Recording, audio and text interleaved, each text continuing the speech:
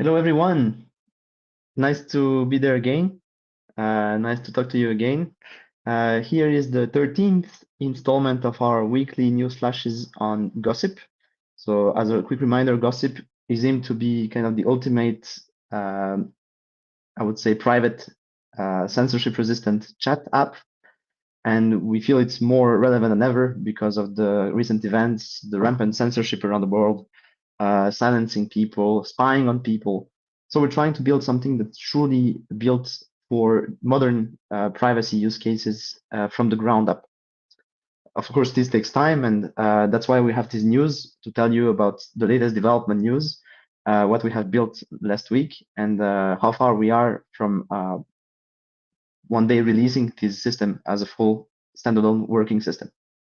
So first of all, we last week and this week, we have worked a lot on the sessions management system. So the sessions currently they're quite complex and they are a bit unreliable when the connection is spotty. So we are working on improving that. So there's been a lot of work, and we hope to merge this work this week. If everything goes well, we should be able to soon deploy all of that. But because of that slight setback, we're also a bit late on shipping the SDK. Sorry for that. So the goal of the SDK is to have libraries that people can use to integrate Gossip into other software, whole of Gossip or just pieces of it. So that's quite practical for people who want to build. We're a bit late on this. Sorry for that. We're gonna be building it, and we'll keep you updated. We hope to have something cleaner this week or the next. We'll tell you more, of course. I know some of you have asked about it, so we'll tell you more as soon as we have more information on this. That being said, while we were working on the SDK, we have reached a point where internally the SDK was good enough for us to do a first internal, not public yet, internal demo on integrating the Gossip chat app to remote control OpenClaw. For those who know what it is, it's like this system that allows AI agents to autonomously control a whole computer, and you interact with them using chat. And Gossip is particularly interesting in this case because Gossip allows these AI agents to be able to spontaneously pop an identity, and you don't need to struggle to create like a phone number for them or whatever for them to be able to use stuff like WhatsApp. Here they can pop their own identity and you can talk to them directly. So maybe I'm going to show you a screenshot of our internal demo on this. Give me a second. Yes, here you go. So that's just internal for now. We're going to make it public soonish.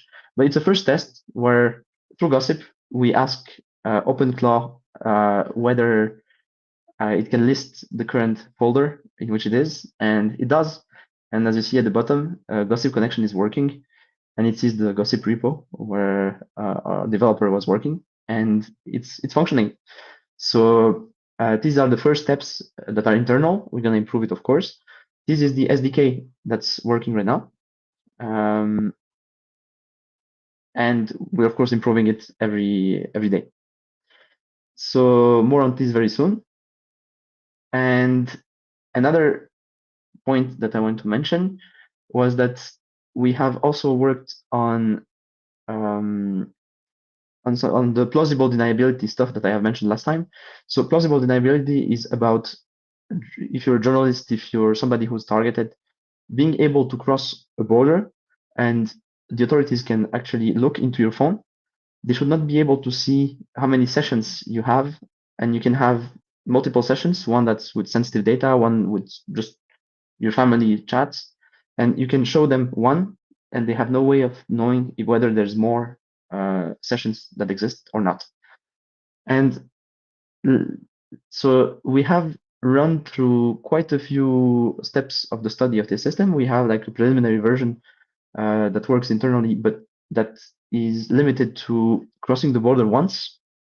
So if the authorities take a snapshot of your hard drive on your phone, or if they set up some kind of spyware, that checks snapshots of your hard drive on a regular basis, they will still be able to deduce that there seem to be more sessions than the one that you mentioned, and you gave them the password for. So we have dug deeper into this aspect, and we have realized that to make it for the first time correctly, nobody has done it correctly so far. If we want to make this security level real for the first time, we're going to have to dig very deep into cryptography, because the cryptographic primitives that we need to make this happen do not exist today. So we have dug into it, we have done some original research, and we have come up with a modified version of a post-quantum encryption algorithm, basically, that allows something called re-randomization. So the owner of the data can encrypt the data and decrypt it, and anybody else, without knowing the keys nor the plain text, can actually re-randomize the data, so shuffle it to make it look completely different without knowing the key, and the person who has the key can still decrypt it. So with this, we can actually uniformly randomize sessions that are not even logged in currently without damaging the data that's underneath. And this opens the door for ultimate plausible deniability with multiple border crossings and even spyware on the phone. So this is extremely powerful. And this primitive, for now, we have developed it. We have a first draft of it.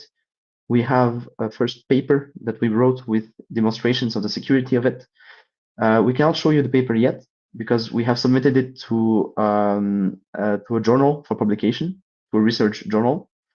And what's going to happen now is that the research journal is going to dispatch this paper to various reviewers from the field. And these reviewers are going to look into the math behind the system, verify, audit whether it's correct or not. And from there, we're going to wait for their response. There's basically three possible outcomes. Either they reject it because there's some major issue, then we're going to work more on it and improve it and submit it again. Or they accept it with major revisions, which means that they're going to ask for us to improve some stuff. That's the most likely outcome. Usually that's what they do. And we're going to work on improving this scheme. Or they accept it, but this is very rare that they accept it right away. If they ask for major revisions, then we do these revisions and we submit a new version to them.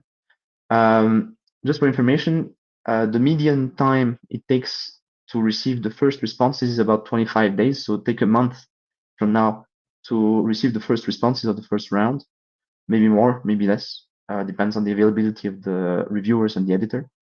So we're gonna keep you updated with this. Of course, it doesn't prevent us from starting to implement the scheme in the beta version of, pre-alpha version of the Gossip app. So we're on it. We are already working on implementing it.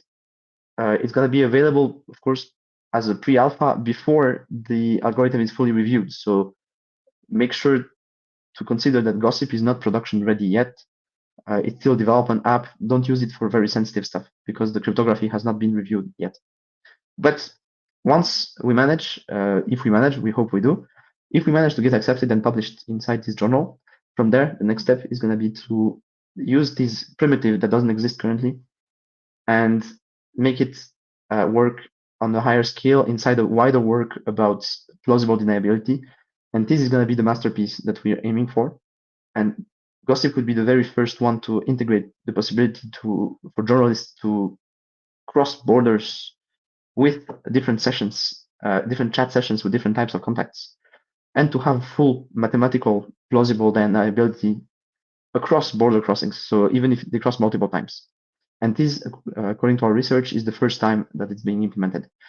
Unfortunately, I cannot tell you much more because it's under review, but as soon as we have more news, we'll tell you.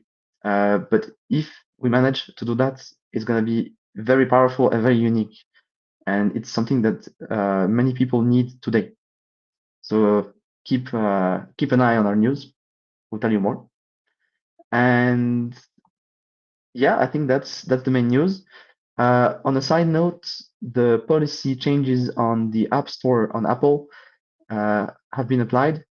And if I understand correctly, what was written, there's a chance that they start banning anonymous chat apps from the App Store that are not that don't have mechanisms for essentially spying and moderation inside of them. It's a bit ambiguous what they count as a chat app. So for now, we're going to continue publishing on Apple. But if at some point they ask us to install spyware or something, of course, we're going to have to remove the app from the App Store. But of course, we have designed the app in a way that you don't need the App Store. You can always use the progressive web app. And this is what makes the power of Gossip. Even if it's censored on app stores, it's going to still function and you can still use it and access it. And that's it for today. If you have any questions, feel free to send them to us. And see you next week for the next installment of these Gossip News Flashes. And have an amazing time. See you.